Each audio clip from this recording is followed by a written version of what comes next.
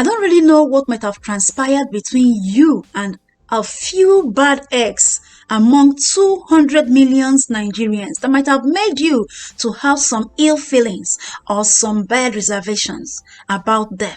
But today, I'm here to share with you the unique qualities of a true Nigerian.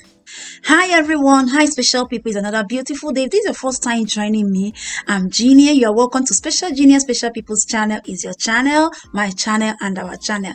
Yes, so I'm back again. I came across a video clip that really touched me and it motivated me to share it with you. The debate that was held in America in 1957 where a Nigerian kid, Prince Boniface Offokaja, 16 to 17 years old, was able to speak out for himself, also for other African countries. Wonderful people. Watch and enjoy this. Prejudice in your opinions about Africa? They most certainly are. How could they be objective about African Negroes while they are prejudiced against American Negroes? I disagree with you completely. I think that Americans are prejudiced for African natives and are very prejudiced against white people in Africa. Well, I'm getting confused. How can Americans be for and against Africans at the same time? Well, if I say anything, I'm going to confuse you still more. As an Ethiopian, I'm prejudiced against both white people and Negroes. The barrier in South Africa isn't so much color as civilization and economically. Excuse me, on that point, we get into a very, very tense ground recently. You talked about this question of it not being a racial struggle, but a struggle of civilization. Well, personally, you see, I sympathize with your situation because I couldn't live in a country, your economic position, and perhaps your future well-being as a nation might be in danger if you allow the strong-hearted, driving Africans to take over the government. That is, of course, what will happen if they're given the vote. Nonetheless, let us come now to that basic issue of racial segregation. I hear this honorable gentleman from Ethiopia. I think it's high time Ethiopians come to the side where exactly they are. I usually wonder, are you Negroes? You are not Negroes. You say you are not Negroes. Are you white? You're not white. What are you? Well, I told you the answer. We're not Negroes. We are one of the lost tribes of Israel. It's just because our faces are burned that we look like Negroes. I've got the point. You are lost. I think that makes a conclusive answer. Excuse me, Susan, on that point, I think you've read your history upside down. How come? Yes, you see, the exact thing that happened was that these Dutch men, I think they were Dutch men, they haven't got a place in their homeland. Oh, Not no, a means of living. I can just prove... Let me finish. All right, and then I can prove you how wrong your historical facts are. Oh, no, you know, your history is South African history. Mine is a bipartisan history. Well, this man came without any means of livelihood in their own country, with the economic background without any meaning at all. They came to South Africa.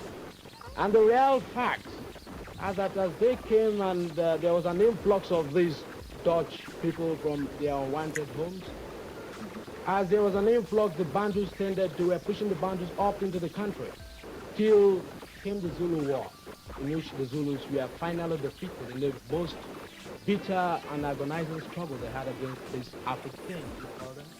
Yes. I don't know where you get your historical facts from. I really I don't. got my historical fact from, I think, is it Mr. Trevelyan? Say what houses costing the government millions of dollars? I what said houses? concrete and brick and cement houses for the Bantu peoples. But these are the Bantus that are working for you in the factories. How did you get the money? They got the money, they mined the gold, got the gold, and you sold the gold outside. You got the money and you say the money is yours. Of course You it can't is. do that's a contradiction, Look, please. we came along. We bought the machinery. We developed the mines. From where did you get the machinery from the mines in Johannesburg? Do you own the No, mines? we got Who our worked the machinery. mines? We got our machinery from Great Britain. Who From worked- the money that was picked, what was got with the diamonds and How did you get the diamonds out of the ground? No native labor there, How did you Boniface. get the diamonds out of the ground? They weren't dug out of the ground. They were alluvial diamonds. No native labor there, my boy. What do the natives do? You know what, Suzanne, one point you must get right down to the crux of the matter. is that in this country, the Africans are really the backbone of your economy. And it is one of that cases where you get this question of man's inhumanity to man. And every day you come here to complain about misrepresentation in the American press. In the actual matter of fact, the American press is giving a fairly good view of the whole situation because they have a color problem themselves. Have you been to South Africa? I wouldn't even pay a penny to go there. Well, then, how can you talk? How can you talk? Because I have the facts. People come in there, get every people no means of living. How can I go there? I want a house, I want a home, I want position in society. Your query, this does not answer what I am driving at.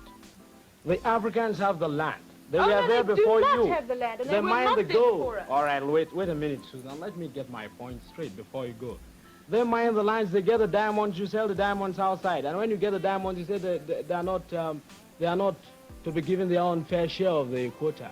Have you read Cry of the Beloved Country? Yes, I have. How? It's a one-sided view. One-sided view, and it was written by an European. How could Europeans be having one-sided view about their own They're king and radicals king? in every nation. Radicals? You are radicals in South Africa, then? Oh, no, we're not. Yes. What are we after now? I think we come back to this question of I think it wasn't the United States racial problem. Well, I feel, of course, that the outlook here has continued to be better. You do. I do. But on the other hand, this racial segregation, which of course I do, and I'll always make that point clear, is an outcrop of insecurity in economic conditions, and also somehow low-pointed opinions and all that sort of thing. Provide other people with that same pretext by which they can criticize the United States. Asians and Africans can't understand why a country devoted to the basic ideals of freedom and democratic government should have first be discriminated among their citizens. What I find I think there are more rats in the Johannesburg area, in the Negro area, than there are in Tennessee. Am I right, Susan? Oh, there are a couple of... Rats, yeah. No, I wouldn't say rats. And wait a minute, in the Johannesburg area, you have only one telephone to the whole Negro population. Oh, rubbish. Yes. Oh, well. Facts from books written on countable times from South Africa. Well, that's We are not the only country in the world. ridiculous. That is absolutely ridiculous. Absolutely true. I'll just disagree afterwards. There are not. I can. But let me finish my question. Let me finish my statement, please. No, One telephone. Let me There's finish so my much ignorance. One telephone in the whole Johannesburg district. Why? They don't want the That's not Africans true. to have a means of communication by which they could rebel against the system. I'm speaking from facts. Don't parade that. That's absolutely ridiculous. And I think Ridiculous. you're trying. Oh, you didn't say it was wrong. It is ridiculous. It's but not. wrong. It's wrong. It is wrong. Ridiculous, but not wrong. There's no fact. And that exactly messed things. As a matter No, of that fact, we are exactly. progressing. Wait a minute, Susan. That exactly messed things is what Susan, I think you better take care about it. When the Africans come to learn that they are really doing this, as they are learning now, and when they're right, you know what has been imposed upon the people by law, or what has been suppressed when the other people really suppressed. For the purpose of time, the video clip you watch was trimmed and focused on this particular topic I titled The Unique Qualities of a True Nigerian. A true Nigerian strives to be the best in anything he or she does in life.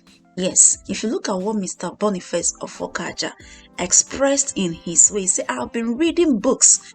And if you watch more in between the clip, you'll see where he was like saying, books. You know, he was prepared for the future. So that is a true Nigerian.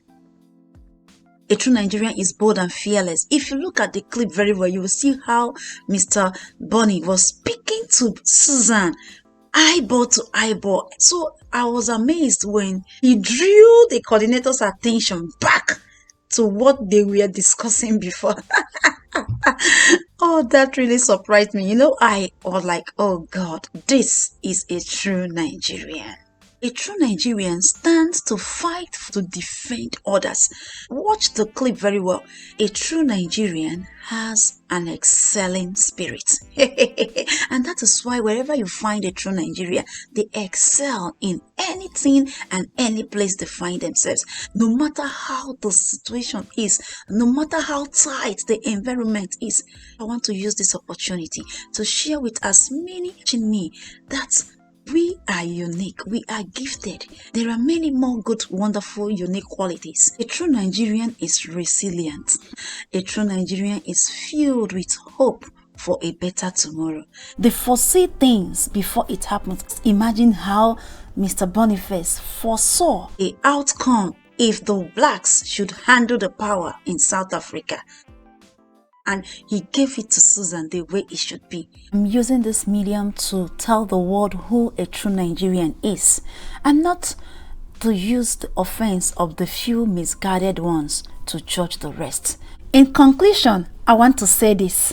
A true Nigerian is brave like a lion. A true Nigerian is hospitable, courageous, and kind. A true Nigerian never shies away from his or her responsibility. A true Nigerian believes that through faith he or she will move without stopping. A true Nigerian is always willing to strive for the best. Wonderful people, as a Nigerian, are you a true Nigerian? Thank you, wonderful people, for watching my video. See you some other time. Bye.